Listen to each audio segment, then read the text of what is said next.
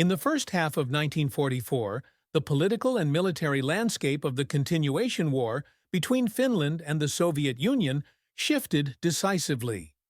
Following the German defeats at Stalingrad in February 1943 and Kursk in July 1943, Soviet High Command sought to eliminate secondary fronts and force nations allied with Germany to exit the war.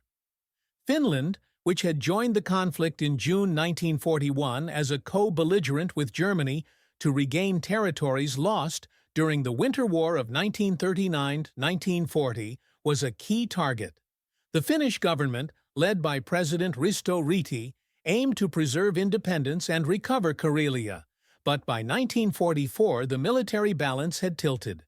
The Soviet Union could commit far greater resources to the Karelian Isthmus and East Karelia, aiming to drive Finnish forces back and pressure Helsinki into abandoning its alliance with Germany. At the strategic level, the Soviet Union planned a major offensive in the summer of 1944 to break Finnish resistance. The operation would involve the Leningrad, Karelian, and Volkhov fronts, supported by the Baltic Fleet and the Ladoga Flotilla.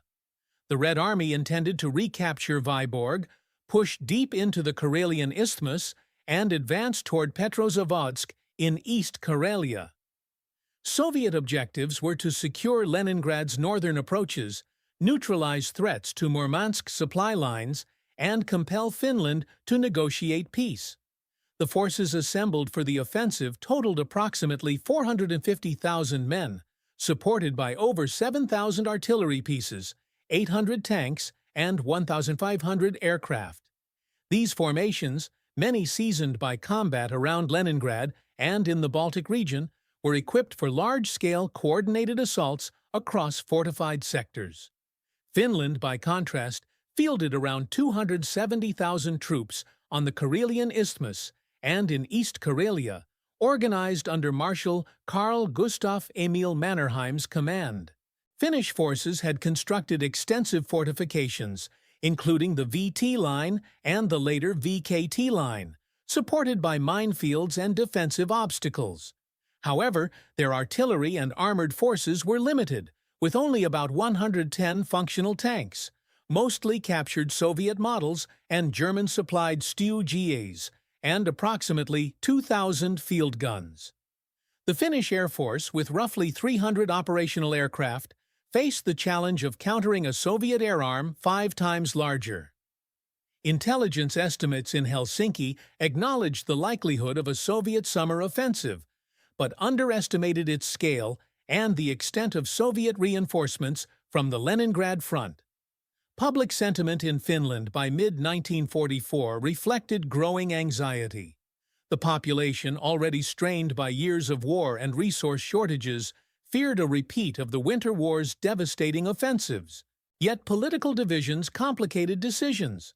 While many leaders favored negotiating peace, reliance on German military aid and concerns about Soviet terms delayed decisive moves.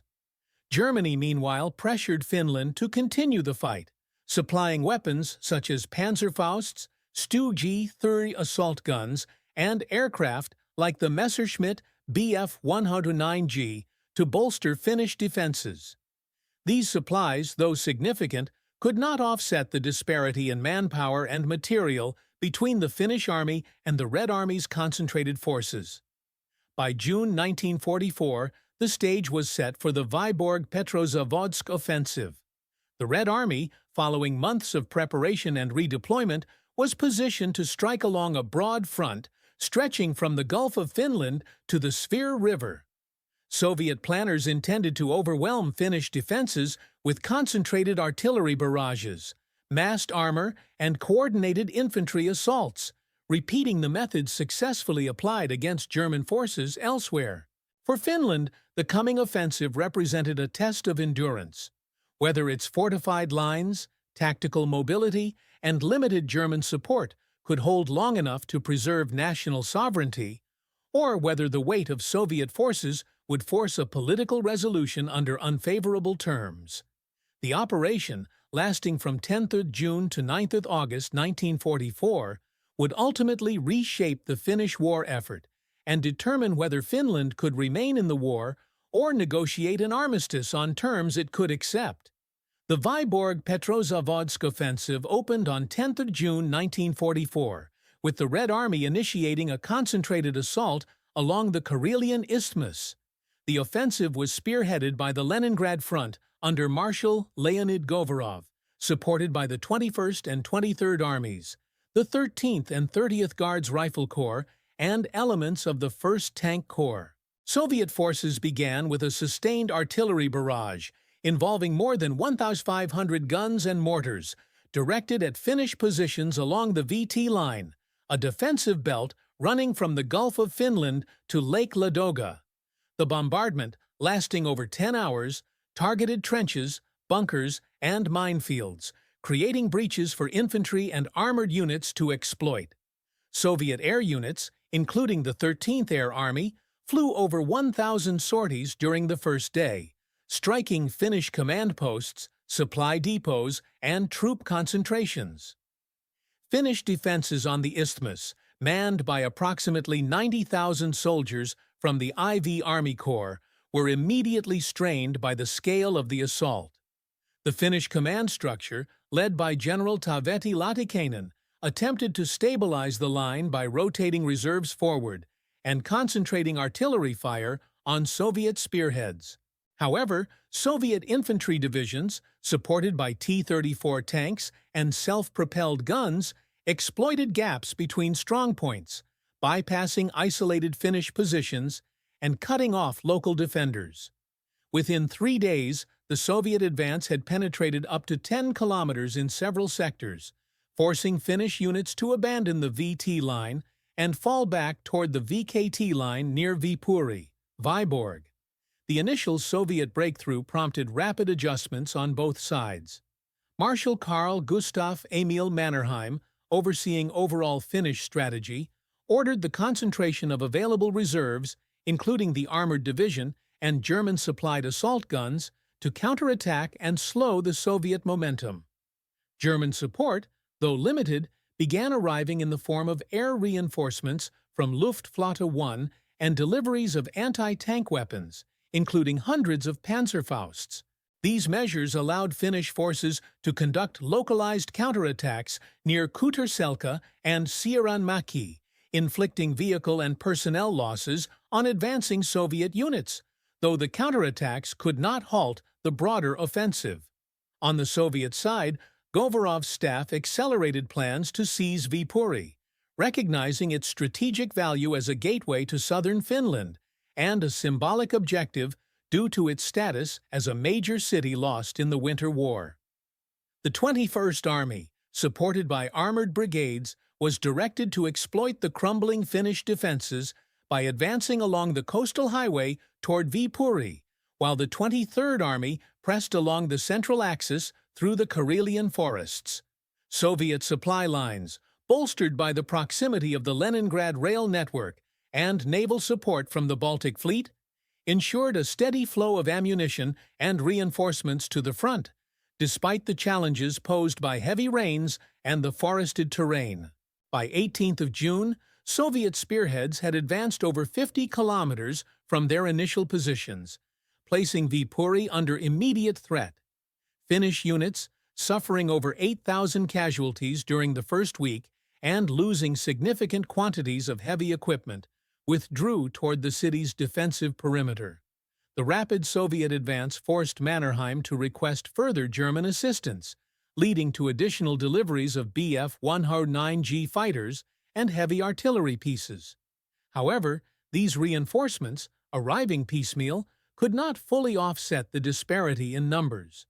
Soviet forces on the Isthmus now totaled over 250,000 men, supported by roughly 800 tanks and assault guns, against Finnish defenders numbering fewer than 100,000. As the offensive's opening phase concluded, Viipuri's fall appeared imminent. Soviet forces prepared for a concentrated push on the city, while Finnish command sought to delay its capture long enough to regroup along the VKT line and prepare a defense deeper into Finnish territory. The first week of the offensive had already forced Finland into a defensive crisis, signaling that the coming battles for Viipuri and beyond would determine whether Finnish forces could prevent a deeper Soviet penetration into the heart of the country. The strategic planning for the continuation of the Vyborg Petrozavodsk offensive, following the breaches on the Karelian Isthmus, reflected the priorities of both Soviet and Finnish command. For the Red Army, the primary objective after the successful penetration of the VT line was to seize Viipuri by the end of June 1944, securing the key transport hub and opening the route toward the Kymi River and the Finnish heartland. Marshal Leonid Govorov's Leningrad Front, fielding more than 20 rifle divisions, multiple guards formations, and armored brigades, was reinforced with additional artillery and engineer units to ensure that any Finnish fortified positions encountered could be quickly reduced. Supplies, including over 400,000 artillery shells and 40,000 tons of fuel, were stockpiled along the Leningrad-Viipuri axis to sustain high-intensity operations. Soviet planners envisioned the capture of Viipuri as a decisive step toward forcing Finland to sue for peace or accept Soviet-imposed terms while denying Germany a co-belligerent ally in the north. Finnish strategy, directed by Marshal Carl Gustaf Emil Mannerheim and his general headquarters, focused on delaying Soviet progress while preserving the core of Finland's army for a protracted defense. The defensive concept centered on the VKT line, running through Viipuri, Tali, and Ihantala, where existing fortifications, lakes, and ridges could be integrated into a cohesive defensive system. To hold this line, Finland relied on approximately 100,000 men, including the IV Army Corps and the Armored Division, supplemented by recently delivered German material. By mid-June, Finland had received 15 Stu-G3 assault guns, additional anti-tank weapons, and a squadron of Bf-109G fighters, as well as assurances of German artillery support if the situation reached critical levels. While these reinforcements bolstered morale, Finnish intelligence assessments acknowledged the numerical imbalance.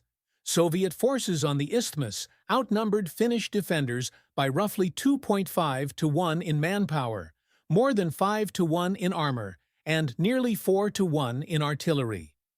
Logistically, both sides faced challenges unique to the terrain and operational scope. Soviet supply lines benefited from direct rail access from Leningrad and logistical support from the Baltic Fleet, allowing heavy ammunition and fuel deliveries despite heavy rains that slowed overland routes. The Finns, by contrast, relied on narrower road networks and limited rail capacity, which were strained by the constant need to redeploy reserves and resupply forward positions. German assistance partially mitigated these shortages, with Luftwaffe transport aircraft delivering Panzerfausts, ammunition, and fuel, but Finnish stockpiles of artillery shells remained critically low, forcing strict rationing even in defensive battles. Propaganda played a role in sustaining morale and shaping public perception during this period. Soviet broadcasts and leaflets emphasized the inevitability of Finnish defeat, citing the rapid Soviet advance as proof of the futility of continued resistance. These efforts were designed to pressure the Finnish government toward negotiation while undermining frontline morale. In Finland, state-controlled media focused on the resilience of Finnish troops, highlighting localized counterattacks and the arrival of German aid as evidence that the army could hold the VKT line. Public sentiment, however, was divided. While many Finns believed in defending national sovereignty, there was growing awareness that the scale of Soviet forces could eventually force a political settlement. Miscalculations on both sides shaped the next phase of the operation. Soviet planners, buoyed by the speed of their advance, underestimated the strength of Finnish defensive positions along the VKT line and the impact of terrain that heavily favored defenders. Finnish command, despite recognizing the imbalance in numbers, hoped that delaying actions and fortified positions could hold long enough to either secure more substantial German aid or open a channel for negotiations before the Red Army could exploit a full breakthrough. As both sides prepared for the next stage, the strategic situation in mid-June set the conditions for one of the most intense sequences of battles on the Karelian Isthmus, with Viipuri as the immediate objective and the fate of Finland's war effort hanging in the balance. The first major clashes of the Vyborg-Petrozavodsk offensive erupted as Soviet forces pressed toward Viipuri in the second half of June 1944. On 18th June, the 21st Army, supported by the 30th Guards Rifle Corps and armored brigades, launched coordinated assaults along the coastal and central axes, driving Finnish defenders from forward positions near Koivisto and advancing rapidly toward the city. The Soviet advance was backed by extensive artillery preparation, with over 100,000 shells fired in concentrated barrages over 3 days and continuous airstrikes by the 13th Air Army, which conducted approximately 500 sorties per day. Finnish units, heavily outnumbered, were forced to abandon intermediate defensive positions and retreat toward the Viipuri perimeter, seeking to anchor their defense on the VKT line while delaying the Soviet spearheads. Civilians in the surrounding areas faced immediate consequences as the front drew closer. Approximately 200,000 residents from Viipuri and nearby towns were evacuated toward the Finnish interior during the last weeks of June, with rail lines and roads crowded by columns of refugees alongside retreating military units.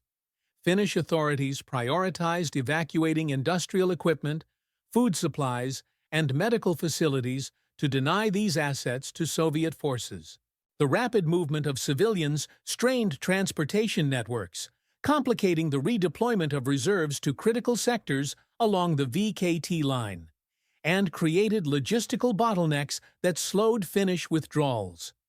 Morale among Finnish troops fluctuated sharply as the Soviet offensive gathered momentum. Reports from the IV Army Corps indicated that while units engaged in delaying actions fought effectively, repeated withdrawals and the destruction of defensive works eroded cohesion. The arrival of German-supplied Stu-G3 assault guns and Panzerfausts provided some relief, enabling Finnish forces to mount localized counterattacks against Soviet armor, notably in the engagements near Siiränmäki on 20-21 June. These counterattacks inflicted losses on Soviet tank brigades, with Finnish claims of destroying over 50 armored vehicles in 2 days, but they did not halt the broader advance. Soviet forces continued to exploit gaps between defensive sectors, bypassing strongpoints and forcing Finnish withdrawals to avoid encirclement. Unexpectedly for the Finns, Viipuri itself, despite its symbolic and strategic importance, was not heavily defended when Soviet spearheads reached its outskirts. On 20th of June, elements of the 97th Rifle Corps entered the city, encountering only scattered resistance from rearguard units tasked with covering the Finnish withdrawal. By the evening, Soviet troops had secured the city center and key infrastructure, including railway stations and port facilities, effectively capturing Viipuri with minimal urban combat. The city's fall, achieved just 10 days after the offensive began, marked a significant milestone for the Red Army and deprived Finland of its second-largest urban center, a crucial logistical hub and a cornerstone of its defensive network on the isthmus. The rapid loss of Viipuri forced Finnish command to accelerate the establishment of defensive positions along the remaining stretches of the VKT line, particularly near Tali and Ihantala, where natural obstacles and pre-existing fortifications offered opportunities for a more sustainable defense. Mannerheim, recognizing the gravity of the situation, ordered all available reserves, including recently mobilized units and additional German reinforcements, to concentrate in this sector. The Luftwaffe's detachment Kuhlme, consisting of FW-190 fighter bombers and Ju-87 dive bombers, was deployed to provide close air support for Finnish ground forces, marking the first significant German air intervention in the offensive. For the Soviets, The fall of Viipuri signaled the successful completion of the first operational phase, but it also presented new challenges. The Red Army now faced a more compact and heavily fortified Finnish defensive system anchored on challenging terrain. Soviet commanders had to prepare for intensive battles against defenders who, despite recent setbacks, were determined to hold their positions. The next stage of the campaign, centered around Tali and Ihantala, would test both the endurance of the Finnish army and the Red Army's capacity to sustain offensive operations beyond the rapid breakthroughs that had brought them to Viipuri. Following the capture of Viipuri on 20 June 1944, the Vyborg Petrozavodsk offensive transitioned into a more protracted and costly phase as Soviet forces sought to break through the main Finnish defensive network along the VKT line.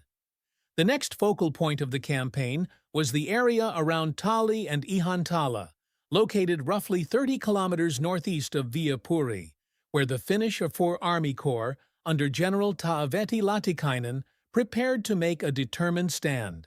Approximately 50,000 Finnish soldiers, reinforced by the Armored Division, newly mobilized reserves, and German-supplied assault guns, occupied defensive positions utilizing the region's lakes, ridges, and forests to create natural barriers. The Finnish defense was supported by about 250 artillery pieces, supplemented by German heavy batteries and the air support of Detachment Kulmi, which had begun operations from airfields in southern Finland.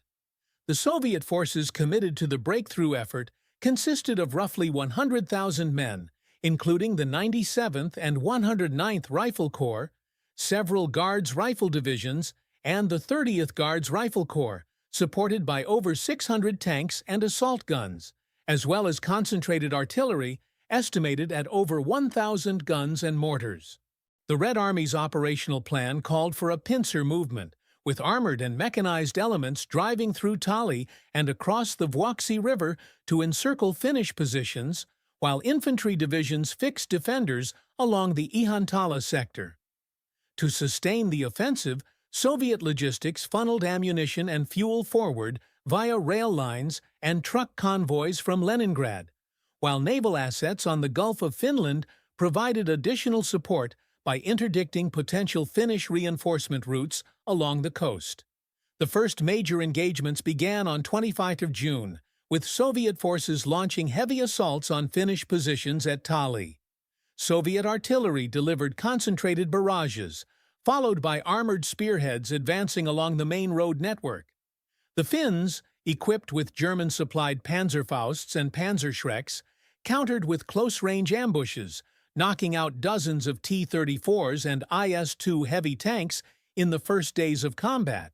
Despite these tactical successes, Finnish lines were repeatedly pressured, and local withdrawals became necessary to prevent encirclement. On 27 June, Soviet mechanized units succeeded in crossing the river Sarela, threatening to cut Finnish supply lines to the Ihantala sector.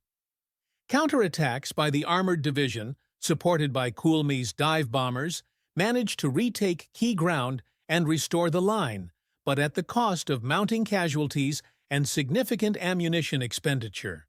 The fighting intensified as Soviet reinforcements poured into the sector. By 29 June, Red Army strength in the area exceeded 120,000 men, supported by an estimated 800 tanks and assault guns, while Finnish forces, even with reserves committed, numbered only about 60,000. Finnish artillery fire, coordinated with aerial reconnaissance and forward observers, became a decisive factor in blunting Soviet attacks. On 30th June alone, Finnish batteries reportedly fired over 18,000 shells, concentrating on Soviet assembly areas and armored thrusts. This firepower, combined with the terrain's natural obstacles and effective use of German air support, slowed Soviet progress, preventing a decisive breakthrough despite their numerical superiority. Political pressures mounted during this stage of the campaign. Helsinki, alarmed by the intensity of the fighting and the losses incurred, over 15,000 Finnish casualties by the end of June, with several brigades reduced to half strength, initiated discreet contacts with intermediaries to explore the possibility of an armistice. The Soviet leadership, while determined to press the offensive, recognized that prolonged operations against entrenched Finnish forces were consuming considerable resources and slowing the broader strategic timetable. Consequently, Stavka began weighing whether to sustain large-scale assaults or to consolidate gains around Viipuri and the Vuoksi River, while focusing attention on the Petrozavodsk and Svir fronts, where Finnish defenses were thinner. By the end of June, the battles around Tali and Ihantala had escalated into one of the largest confrontations in Nordic military history, involving tens of thousands of soldiers, hundreds of armored vehicles, and massive artillery concentrations on both sides.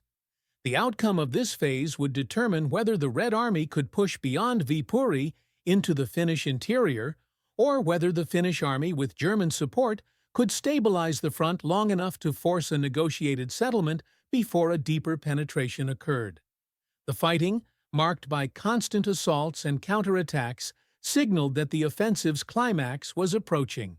Following the capture of Viipuri on 20th June 1944, the Vyborg-Petrozavodsk offensive transitioned into a more protracted and costly phase as Soviet forces sought to break through the main Finnish defensive network along the VKT line. The next focal point of the campaign was the area around Tali and Ihantala, located roughly 30 kilometers northeast of Viipuri, where the Finnish Army Corps, under General Taavetti Latikainen, prepared to make a determined stand. Approximately 50,000 Finnish soldiers, reinforced by the Armored Division, newly mobilized reserves, and German-supplied assault guns, occupied defensive positions utilizing the region's lakes, ridges, and forests to create natural barriers. The Finnish defense was supported by about 250 artillery pieces, supplemented by German heavy batteries and the air support of Detachment Kulmi, which had begun operations from airfields in southern Finland. The Soviet forces committed to the breakthrough effort consisted of roughly 100,000 men, including the 97th and 109th Rifle Corps, several Guards Rifle divisions, and the 30th Guards Rifle Corps, supported by over 600 tanks and assault guns, as well as concentrated artillery estimated at over 1,000 guns and mortars. The Red Army's operational plan called for a pincer movement, with armored and mechanized elements driving through Tali and across the Vuoksi River to encircle Finnish positions, while infantry divisions fixed defenders along the Ihantala sector. To sustain the offensive, Soviet logistics funneled ammunition and fuel forward via rail lines and truck convoys from Leningrad, while naval assets on the Gulf of Finland provided additional support by interdicting potential Finnish reinforcement routes along the coast. The first major engagements began on 25 June, with Soviet forces launching heavy assaults on Finnish positions at Tali. Soviet artillery delivered concentrated barrages, followed by armored spearheads advancing along the main road network. The Finns, equipped with German-supplied Panzerfausts and Panzerschrecks, countered with close-range ambushes, knocking out dozens of T-34s and IS-2 heavy tanks in the first days of combat. Despite these tactical successes, Finnish lines were repeatedly pressured, and local withdrawals became necessary to prevent encirclement. On 27 June, Soviet mechanized units succeeded in crossing the river Sarela, threatening to cut Finnish supply lines to the Ihantala sector. Counterattacks by the Armored Division, supported by Kulmi's dive bombers, managed to retake key ground and restore the line, but at the cost of mounting casualties and significant ammunition expenditure. The fighting intensified as Soviet reinforcements poured into the sector. By 29 June, Red Army strength in the area exceeded 120,000 men, supported by an estimated 800 tanks and assault guns, while Finnish forces, even with reserves committed, numbered only about 60,000. Finnish artillery fire, coordinated with aerial reconnaissance and forward observers, became a decisive factor in blunting Soviet attacks. On 30 June alone, Finnish batteries reportedly fired over 18,000 shells, concentrating on Soviet assembly areas and armored thrusts. This firepower, combined with the terrain's natural obstacles and effective use of German air support, slowed Soviet progress, preventing a decisive breakthrough despite their numerical superiority. Political pressures mounted during this stage of the campaign. Helsinki, alarmed by the intensity of the fighting and the losses incurred, over 15,000 Finnish casualties by the end of June, with several brigades reduced to half strength, initiated discreet contacts with intermediaries to explore the possibility of an armistice. The Soviet leadership, while determined to press the offensive, recognized that prolonged operations against entrenched Finnish forces were consuming considerable resources and slowing the broader strategic timetable. Consequently, Stavka began weighing whether to sustain large-scale assaults or to consolidate gains around Viipuri and the Vuoksi River, while focusing attention on the Petrozavodsk and Svir fronts, where Finnish defenses were thinner. By the end of June, the battles around Tali and Ihantala had escalated into one of the largest confrontations in Nordic military history, involving tens of thousands of soldiers, hundreds of armored vehicles, and massive artillery concentrations on both sides. The outcome of this phase would determine whether the Red Army could push beyond Viipuri into the Finnish interior, or whether the Finnish army, with German support, could stabilize the front long enough to force a negotiated settlement before a deeper penetration occurred. The fighting, marked by constant assaults and counterattacks, signaled that the offensive's climax was approaching. The Vyborg Petrozavodsk offensive reached its peak intensity in early July 1944, as the battles around Tali and Ihantala became the central confrontation determining the fate of the Karelian Isthmus. Between 1 and 9 July, Soviet forces launched repeated large-scale assaults aimed at shattering the Finnish defensive positions and opening a path to the Kymi River. The Leningrad front, concentrating approximately 150,000 troops in the sector, supported by nearly 1,000 tanks and assault guns and over 1,500 artillery pieces, sought to envelop Finnish forces by crossing the Vuoksi River and exploiting weak points along the ridges near Ihantala. The 97th, 109th, and 108th Rifle Corps, reinforced by Guards divisions, bore the brunt of the assaults, advancing behind continuous barrages and waves of airstrikes coordinated by the 13th Air Army, which flew more than 600 sorties daily during the heaviest fighting. Finnish defenders, numbering around 65,000, with approximately 250 operational artillery pieces and 25 Stu-G3 assault guns, relied heavily on defensive depth and fire coordination to offset Soviet numerical superiority. Finnish artillery, directed through a centralized fire control system and supported by aerial reconnaissance, delivered concentrated barrages that disrupted Soviet troop concentrations before assaults could fully form. On 3 July alone, Finnish batteries fired over 20,000 shells, halting an attempted Soviet breakthrough near Ihantala and inflicting significant losses on advancing formations. Detachment Kulmi, with its 60 aircraft, including FW-190 fighter bombers and Ju-87 dive bombers, provided crucial close air support, targeting Soviet armor and supply convoys. The combination of terrain, artillery coordination, and German air support slowed Soviet momentum and forced repeated reorganizations of their assault groups. The battles imposed severe attrition on both sides. Finnish casualty reports indicate approximately 8,500 killed, wounded, or missing between 25 June and 9 July, while estimates of Soviet losses in the same period range from 18,000 to 20,000 personnel, alongside the destruction of several hundred tanks and assault guns. The intensity of the artillery duels was unprecedented in the Nordic theater, with combined daily shell expenditures exceeding 30,000 rounds on multiple days. Villages and farmland across the Ihantala sector were devastated by shell fire, displacing thousands of civilians who had not yet evacuated and complicating Finnish logistical efforts, as roads became congested with both refugees and military convoys. High command decisions on both sides reflected the campaign's critical nature.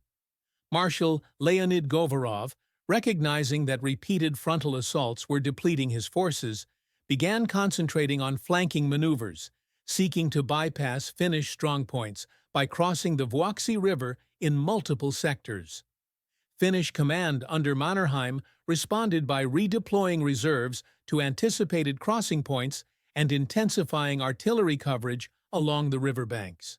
German assistance increased during this period, with additional deliveries of heavy artillery, including 150mm howitzers, and continued Luftwaffe sorties to disrupt Soviet logistics.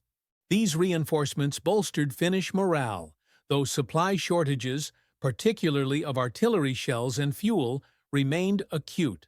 Civilians in southern Finland bore the brunt of the campaign's peak. The loss of Viipuri had already displaced more than 200,000 people, and continued fighting near the VKT line forced further evacuations from surrounding towns and villages. Relief efforts, coordinated by the Finnish government and the Red Cross, struggled to provide adequate shelter and provisions for the growing number of refugees. Industrial production, particularly in Karelia, was severely disrupted as factories were dismantled or abandoned to prevent capture. By 9th July, the Red Army had failed to achieve a decisive breakthrough at Ihantala, despite sustained efforts and considerable losses. While Soviet forces maintained pressure, Stavka began reconsidering the scale of the offensive on the Karelian Isthmus.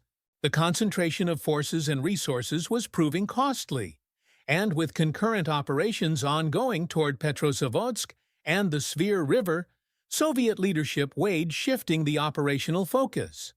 For Finland, holding the VKT line during this critical phase provided not only a tactical reprieve, but also a political opportunity, as negotiations for an armistice began to gain traction behind the scenes. The battles at Tali and Ihantala had become the apex of the offensive, shaping its ultimate trajectory. As July 1944 progressed, Finnish forces adapted their defensive strategy along the VKT line, focusing on flexible counterattacks and calculated withdrawals to preserve manpower while preventing Soviet breakthroughs. The battles around Ihantala, continuing from 10 to 15 July, became the largest defensive operation in Finnish history. Approximately 60,000 Finnish soldiers, supported by the remaining 25 Stu-G3 assault guns, concentrated artillery, and detachment Kulmi's air support, engaged Soviet forces numbering close to 120,000 troops, backed by over 800 tanks and assault guns, as well as more than 1,200 artillery pieces. While the Red Army maintained numerical superiority, the difficult terrain of lakes and ridges combined with Finnish defensive coordination reduced the impact of massed Soviet assaults. Finnish artillery played a pivotal role in countering Soviet attacks during this stage.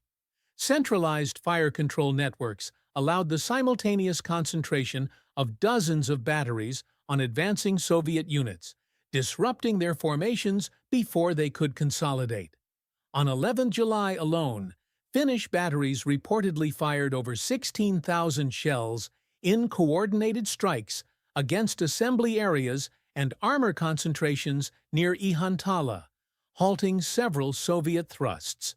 Combined with German air support, which flew approximately 500 sorties during the same week, these tactics inflicted losses that slowed Soviet momentum and forced the Red Army to rotate exhausted divisions to maintain pressure. Finnish infantry units, utilizing anti-tank weapons supplied by Germany, ambushed Soviet armor at close range, compensating for their lack of heavy tanks. Resource management and improvisation became essential for the Finnish defense.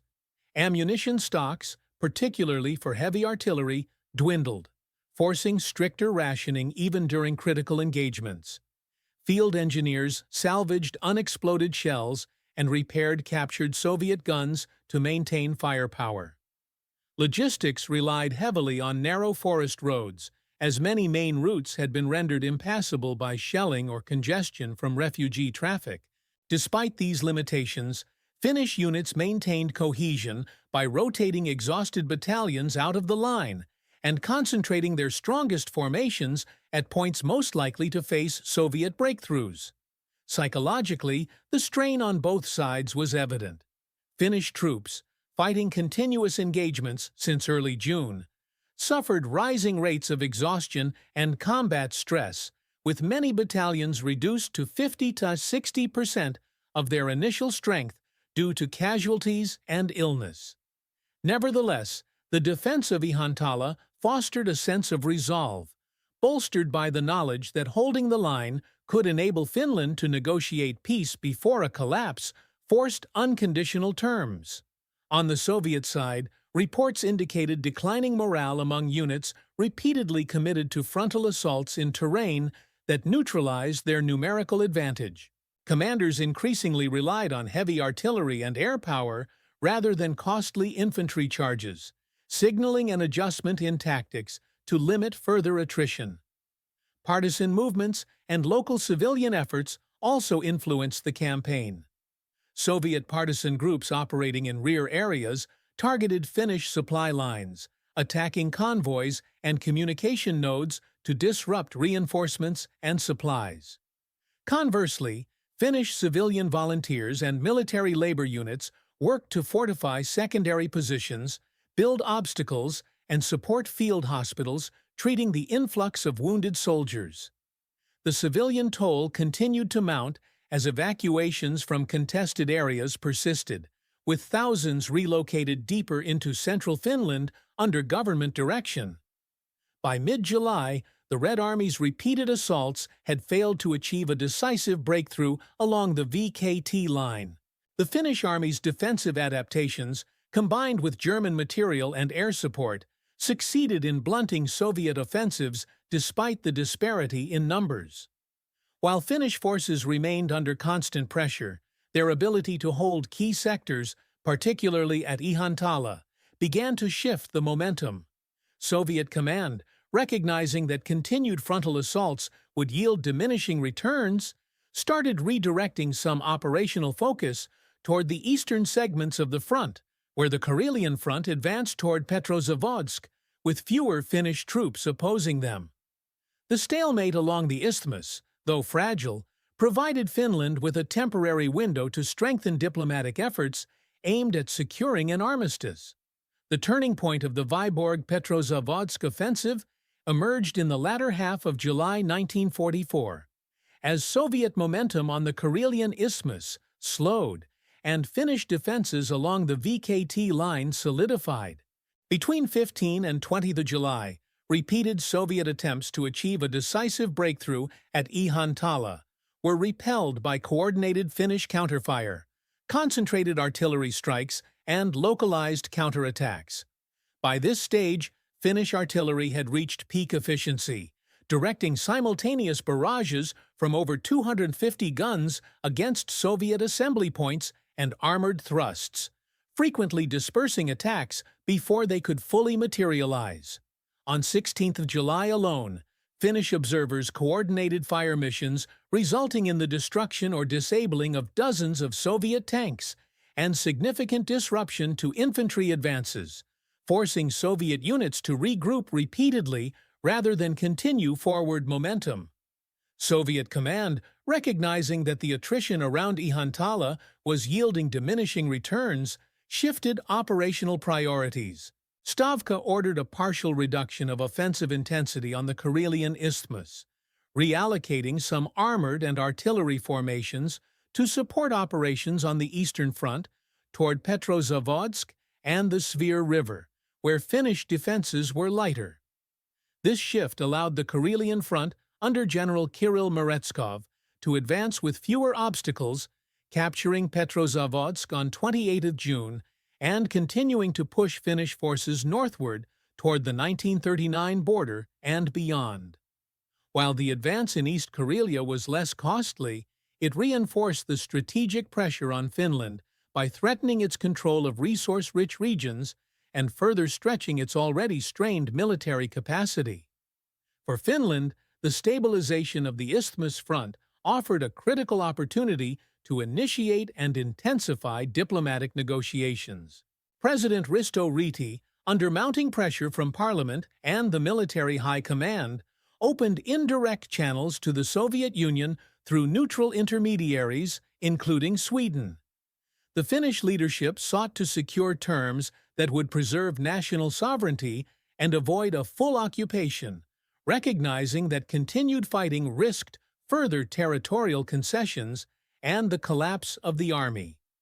Riti's eventual resignation on 1st August, replaced by Mannerheim as head of state, reflected the shift toward prioritizing peace efforts over continued military alignment with Germany. Military conditions for Finnish forces during this period remained severe despite the relative success at Ihantala. Casualties continued to accumulate, with over 18,000 Finnish soldiers reported killed, wounded, or missing by late July across the entire offensive.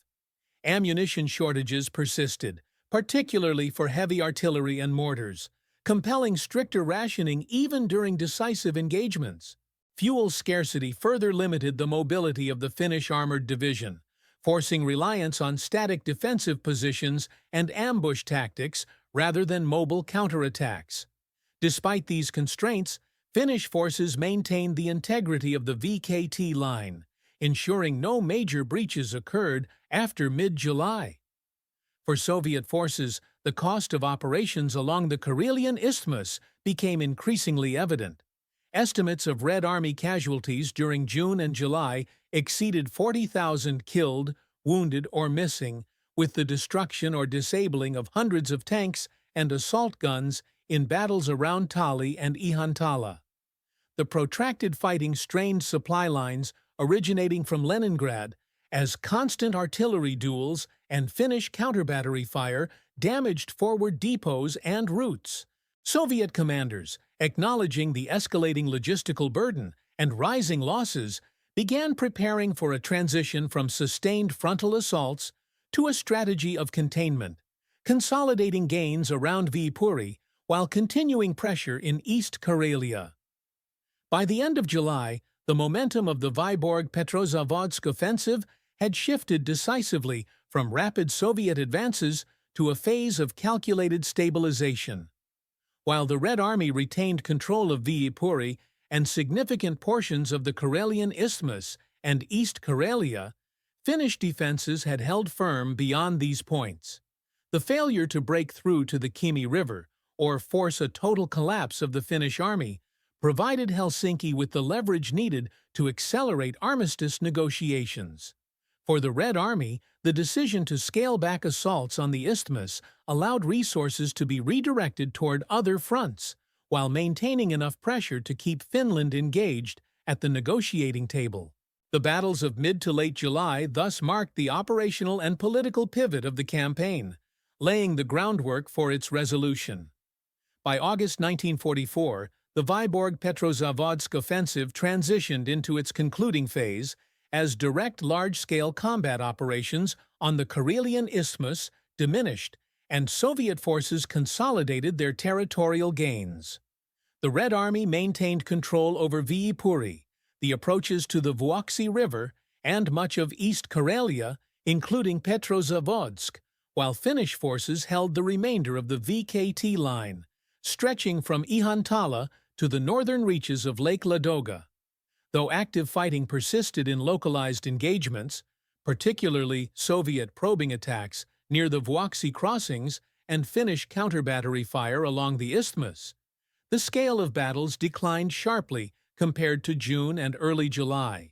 Both armies had sustained heavy attrition, with Soviet casualties over the two-month campaign estimated at more than 60,000 killed, wounded, or missing, and Finnish losses surpassing 25,000, alongside thousands of civilians displaced from captured or contested areas. Finnish command, under Mannerheim's dual role as commander-in-chief and newly appointed president, shifted its priorities from continued large-scale defense toward securing a political resolution. The stabilization of the front after Ihantala, combined with growing domestic pressure to end hostilities, drove Helsinki to intensify armistice negotiations via Swedish intermediaries. These contacts focused on determining acceptable Soviet terms, as Finland sought to avoid full occupation while recognizing that concessions, including territorial adjustments and reparations, would be inevitable. Mannerheim, leveraging the demonstrated resilience of Finnish forces and the Red Army's reluctance to commit additional resources to frontal assaults, aimed to negotiate from a position that acknowledged Finland's continued military capability despite its losses. On the Soviet side, Stavka reassessed operational priorities. With the Karelian Isthmus front no longer yielding decisive breakthroughs, significant Soviet formations were gradually redeployed to support major operations further south and west, particularly in the Baltic states and toward Poland, where German forces were regrouping. The Karelian front continued advancing northward in East Karelia, reaching areas beyond the 1939 border and threatening key infrastructure routes leading to northern Finland. However, Soviet efforts became increasingly focused on pressuring Helsinki through territorial occupation and attrition rather than sustained high-casualty offensives. Civilians across southern Finland and Karelia faced ongoing hardships. By early August, more than 400,000 people had been displaced due to evacuations from Viipuri, Karelia, and surrounding regions. Temporary camps were established throughout southern and central Finland to house refugees, though shortages of food, medical supplies, and housing created significant humanitarian challenges. The destruction of infrastructure, including bridges, rail lines, and industrial facilities, complicated both military logistics and civilian recovery efforts, requiring emergency measures by the Finnish government to stabilize the home front while continuing to support its remaining combat operations. Despite the reduced tempo of combat, both sides prepared for the possibility of renewed fighting should negotiations fail. Finnish engineers fortified fallback positions along the Kymi River and bolstered anti-tank defenses along the remaining stretches of the VKT line. The Red Army, though scaling back major assaults, maintained artillery concentrations and mobile reserves near Viipuri and along the Vuoksi to deter any significant Finnish counteroffensive or German intervention. Detachment Kuulme, still operating with reduced strength, continued to provide aerial patrols and limited strike missions to support Finnish defensive efforts, though German assistance waned as Berlin's focus shifted toward its collapsing fronts elsewhere in Europe. By late August, momentum had clearly shifted from active combat to diplomatic maneuvering. While the Red Army held decisive territorial advantages, its inability to force a complete collapse of the Finnish army allowed Helsinki to avoid unconditional surrender. The continued resilience of Finnish defenses, particularly during the battles of late June and July, ensured that Finland could approach the Soviet Union from a position of negotiation rather than capitulation. The operational pause on the Karelian Isthmus signaled the effective end of the large-scale fighting phase, with the outcome of the campaign now hinging on the terms of a political settlement that would be finalized in the weeks ahead. The conclusion of the Vyborg Petrozavodsk offensive in September 1944 marked a decisive shift in Finland's role within the Second World War and solidified the Soviet Union's strategic position in the north.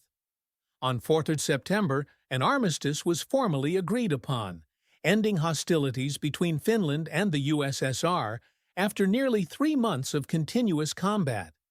The agreement was followed by the official cessation of fighting on 5th September, with Soviet forces halting further advances along the Karelian Isthmus and in East Karelia.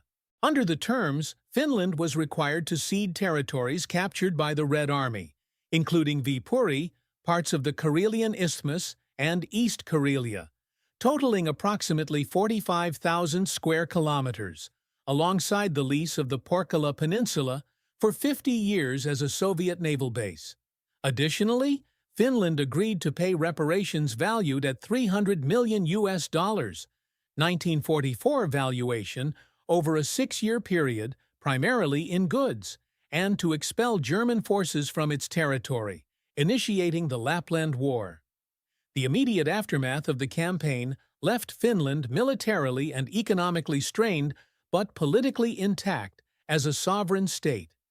The Finnish army, though reduced by more than 25,000 casualties during the offensive and forced into extensive territorial withdrawals, retained cohesion and avoided destruction, a key factor in preserving national independence. Evacuations conducted during and after the fighting displaced over 400,000 civilians, primarily from ceded territories, creating a humanitarian challenge for the Finnish government. Emergency housing, rationing programs, and Red Cross assistance were implemented to accommodate the displaced population, while efforts began to relocate industries and rebuild infrastructure to stabilize the nation's economy amidst the heavy reparations burden. For the Soviet Union, the offensive achieved its strategic objectives. The Red Army secured Leningrad's northern approaches, eliminated Finland as a co-belligerent of Germany, and gained territory that improved its defensive depth in the northwest. The success freed Soviet forces to redirect resources toward larger offensives in the Baltic states and Poland, accelerating the broader collapse of German positions on the Eastern Front. Soviet casualties across the entire campaign are estimated at over 60,000, killed, wounded, or missing, alongside significant losses in armor and aircraft, underscoring the scale of the operation despite its eventual shift from high-tempo assaults to containment. The campaign also demonstrated the Red Army's ability to sustain multi-front operations during the summer of 1944, even while engaged in simultaneous offensives against German forces further south. The political consequences for Finland extended beyond the immediate territorial and economic losses. The armistice required the internment of German troops remaining in Finland, leading directly to the Lapland War from September 1944 to April 1945, during which Finnish forces fought former allies to comply with Soviet terms. Internally, the leadership transition from President Ryti to Mannerheim symbolized Finland's pivot from continued military alignment with Germany to a pragmatic settlement aimed at national survival. Despite the concessions, Finland avoided occupation, maintaining a government, military, and internal autonomy, a distinction from other nations that had been overrun or fully absorbed by the Soviet sphere during the same period. In historical perspective, the Vyborg Petrozavodsk offensive is remembered as one of the largest military operations in Nordic history, involving over 600,000 combatants, thousands of tanks and artillery pieces, and a civilian displacement on an unprecedented scale for the region. The campaign's outcome reshaped the geopolitical map of Northern Europe, with the Soviet Union securing its borders and Finland transitioning from a belligerent to a neutral state focused on recovery. Commemoration in Finland remains complex, balancing recognition of the Army's defensive successes at battles like Tali and Ihantala, with the acknowledgement of the significant territorial and human costs incurred.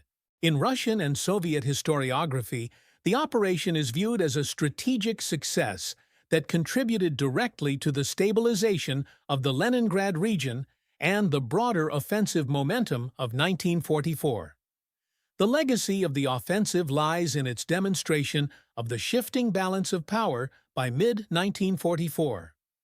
While Finland endured heavy losses and territorial concessions, it preserved its sovereignty, navigating a political and military path distinct from many of Germany's other wartime allies. For the Soviet Union, the campaign reinforced its capacity to apply concentrated military force to achieve political ends, a pattern replicated across Europe as the Red Army advanced westward. The Vyborg Petrozavodsk offensive thus stands as both a culmination of Finland's wartime struggles and a key chapter in the Soviet Union's broader drive to reshape the strategic landscape of Eastern and Northern Europe.